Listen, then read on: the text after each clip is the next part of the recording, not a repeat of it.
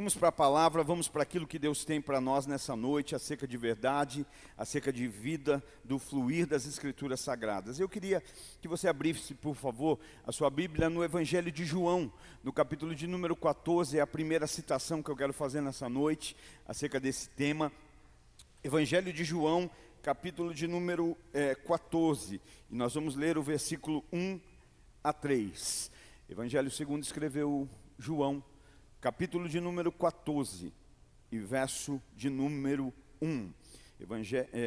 João é o quarto evangelho, Mateus, Marcos, Lucas e João, quarto evangelho ali no Novo Testamento.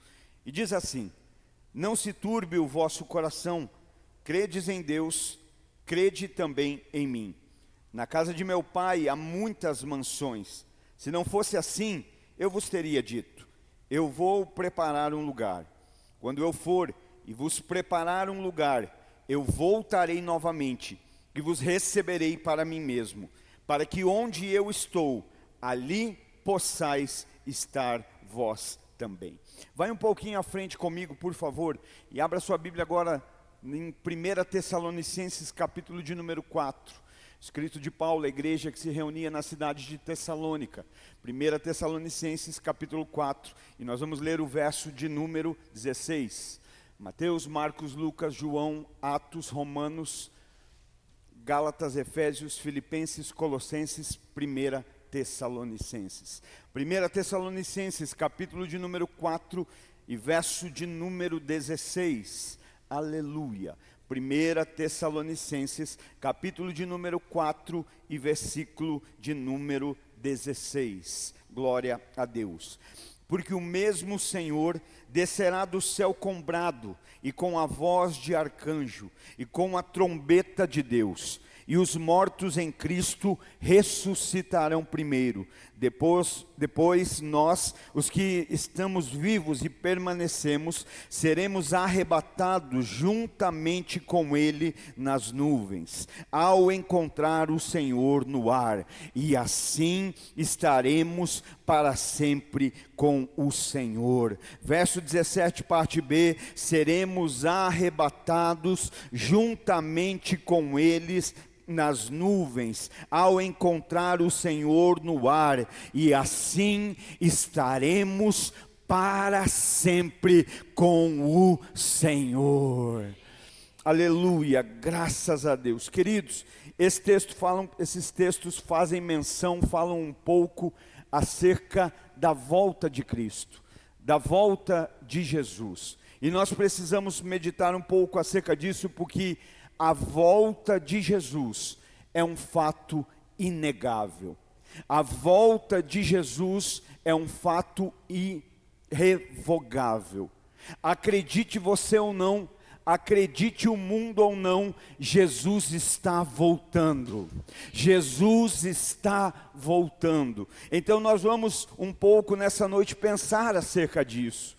Pensar acerca dessa verdade, dessa questão que é inegável, dessa questão que é irrevogável, que vai acontecer. Nós vamos meditar acerca da importância dessa verdade na nossa vida. Por quê? Porque a nossa vida é conduzida, a nossa vida é guiada, a nossa vida é regida por aquilo que nós consideramos importante. Aquilo que nós consideramos importante direciona a nossa vida. Aquilo que nós acreditamos ser importante guia a nossa vida. E por isso nós vamos meditar um pouco aqui sobre esse momento em que Jesus fala acerca da sua volta. Quando nós falamos da grande tribulação, quando nós falamos do arrebatamento, vem sempre uma questão teológica no meio da igreja. A igreja será arrebatada antes, a igreja será arrebatada durante, a igreja será arrebatada depois. E existem no mínimo três correntes teológicas a respeito disso: os pré-tribulacionistas, os tribulacionistas e os pós-tribulacionistas. Mas não é sobre isso que nós vamos falar, porque, como diz o pastor Luciano Subirá, é como café e leite, a ordem não vai alterar. Um dia no céu nós vamos encontrar os prés, os mides e os pós. Não é isso que vai alterar. O que precisa sim ganhar um lugar no nosso coração é se para nós hoje a volta de Cristo é uma verdade. Se a volta de Cristo é importante, porque se ela é, e ela não apenas pode ser importante, a volta de Cristo não apenas é um evento. Queridos, nós temos agendas, e nós temos eventos nas nossas agendas, eventos diários, eventos semanais, eventos mensais, mas sem dúvida, o maior, o mais poderoso e o mais importante evento na agenda de um cristão se chama a volta de Cristo, a volta do nosso Senhor. Esse é o evento que deveria tomar o lugar de maior importância nas nossas vidas. Então nós vamos meditar um pouco sobre isso. E eu quero ler um texto de Mateus, capítulo de número 24. Segundo escreveu o Evangelho Mateus, capítulo de número 24, para nós meditarmos um pouco acerca dessas verdades. O texto, eu quero ler o capítulo todo. Esse capítulo ele tem 51 versículos. E eu sei que quando a gente fala de ler um texto tão extenso, a gente pensa, é cansativo. E esse texto vai te revigorar. Esse texto vai te avivar. Esse texto vai te despertar. A verdade bíblica vai nos posicionar. Então eu faço questão de nós lermos esse capítulo por inteiro. Evangelho de Mateus, capítulo de número 24, a partir do verso de número 1. E Jesus saiu do templo e aproximaram-se dele os seus discípulos para lhe mostrarem o edifício do templo. Mas Jesus lhe disse: não vedes todas essas coisas? Na verdade eu vos digo que não ficará aqui uma pedra sobre a outra que não seja derrubada. E estando ele assentado no Monte das Oliveiras, chegaram-se a ele os seus discípulos em particular, dizendo: dize-nos, quando serão essas coisas, e qual será o sinal da tua vinda e do fim do mundo? E Jesus respondendo disse-lhes: fiquem atentos para que nenhum homem vos engane, porque muitos virão em meu nome dizendo eu sou o Cristo, e enganarão a muitos. E ouvireis de guerras e de rumores de guerra. Olhai para que não vos perturbeis, pois todas essas coisas devem acontecer, mas ainda não é o fim. Pois se levantará nação contra nação, e reino contra reino, e haverá fome, e pestes, e terremotos em vários lugares. Todos esses são o princípio das dores. Então vos hão de entregar para seres atormentados, e vos matarão, e sereis odiados de todas as nações por causa do meu nome. E então muitos se ofenderão, e trairão uns aos outros, e uns aos outros se odiarão. E surgirão muitos falsos profetas, e enganarão a muitos, e por se multiplicar a iniquidade, o amor de muitos esfriará. Mas aquele que suportar até o fim, esse será salvo. E este evangelho do reino será pregado em todo o mundo, como testemunho para todas as nações. Então virá o fim. Quando, pois, virdes a abominação da desolação falada pelo profeta Daniel, posta no santo lugar, quem lê, entenda. Então, os que estiverem na Judeia, fujam para os montes. E quem estiver sobre o telhado, não desça para tirar alguma coisa de sua casa. Nem volte aquele que estiver no campo para buscar as suas vestes. Mas ai das grávidas e das que amamentam naqueles dias. Mas orai para que a vossa fuga não seja no inverno, nem no dia do Shabat. Porque haverá então grande tribulação, como nunca houve desde o princípio do mundo até agora, e nem jamais haverá. E se aqueles dias não fossem abreviados, nenhuma carne se salvaria. Mas por causa dos eleitos serão abreviados aqueles dias.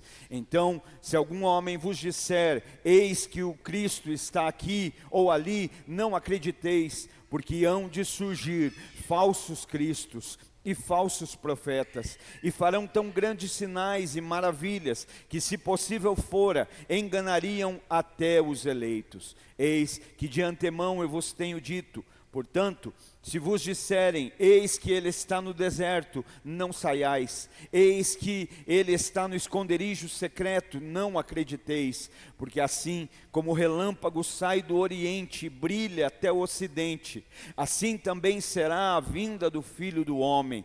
Pois onde estiver o cadáver, ali se ajuntarão as águias. Imediatamente após a tribulação daqueles dias, escurecerá o sol, e a lua não dará a sua luz, e as estrelas cairão do céu, e os poderes do céu serão abalados. E então aparecerá no céu o sinal do Filho do Homem, e todas as tribos da terra se lamentarão. E eles verão o Filho do Homem vindo nas nuvens do céu, com poder e grande glória. E ele enviará os seus anjos com grande som de trombeta, e eles ajuntarão os seus eleitos desde os quatro ventos, de uma extremidade do céu à outra. Agora aprendei uma parábola da figueira. Quando seu ramo estiver ainda tenro e brotarem-lhe folhas, sabeis que o verão está próximo. Igualmente, quando virdes todas estas coisas, sabei que ele está próximo, às portas. Na verdade eu vos digo, essa geração não passará, até que todas essas coisas se realizem. O céu e a terra passarão, mas as minhas palavras não passarão. Mas daquele dia e hora nenhum homem sabe, não, nem os anjos do céu, mas unicamente meu Pai. E como foi nos dias de Noé, assim será também a vinda do Filho do Homem. Pois assim como nos dias anteriores ao dilúvio, comiam, bebiam, casavam-se e davam-se em casamento, até o dia em que Noé entrou na arca. E não o souberam, até que veio o dilúvio e os levou a todos. Assim também será a vinda do Filho do Homem. Então, estando dois no campo, um será tomado e deixado o outro. Estando duas mulheres moendo no moinho, uma será tomada e a outra deixada. Vigiai, portanto, porque não sabeis a hora que há de vir o vosso Senhor. Sabei, porém, que se o dono da casa soubesse a que vigília viria o ladrão, ele vigiaria e não deixaria sua casa ser arrombada. Por isso, estai vós prontos também, porque a hora que não pensais, o Filho do Homem virá. Quem é, pois, o servo fiel e prudente, a quem o seu Senhor fez governante sobre a sua casa, para dar-lhe sustento na devida estação? Bendito é aquele servo que o seu Senhor, quando vier, achar assim fazendo. Na verdade eu vos digo, que ele o fará governante sobre todos os seus bens. Mas se aquele mau servo disser no seu coração, o meu Senhor tarda em vir, e começa a espancar os seus conservos, e a comer e a beber com os beberrões, virá o Senhor daquele servo no dia em que ele não o espera, e na hora de que ele não sabe, e cortá-lo-á pelo meio, e destinará a sua parte com os hipócritas. Ali haverá pranto e ranger de dentes. Você pode dizer um amém, um glória a Deus, aleluia. Isso, aplauda a palavra, glória a Deus, aplauda a palavra de Deus, aplauda o Deus da palavra, aleluia. Glória a Deus. Queridos, aqui, Jesus, quando questionado pelos seus discípulos acerca da sua volta, acerca dos sinais que iriam preceder essa volta, Jesus aqui começa então a dar orientações. Jesus começa aqui então a falar acerca dos sinais que seriam notórios, que iriam preceder a sua volta. Como eu disse, que iriam preceder aquele que é o maior evento na vida cristã, aquele que deveria ser o evento mais esperado, mais desejado, o evento que vai cancelar muitas agendas, o evento que vai acabar com muitas programações, o evento que vai acabar com muitas preparações, mas esse deveria ser o evento mais ansiado pela vida da igreja, o evento mais desejado pela vida de um cristão. E aqui Jesus, ao expor esses sinais, ele é muito enfático no conselho que ele dá, e ele fala sobre a importância de estarmos vigilantes. E ele diz, olha, estejam alertas, para que vocês não sejam enganados, estejam vigilantes, estejam atentos. Então ele fala sobre a importância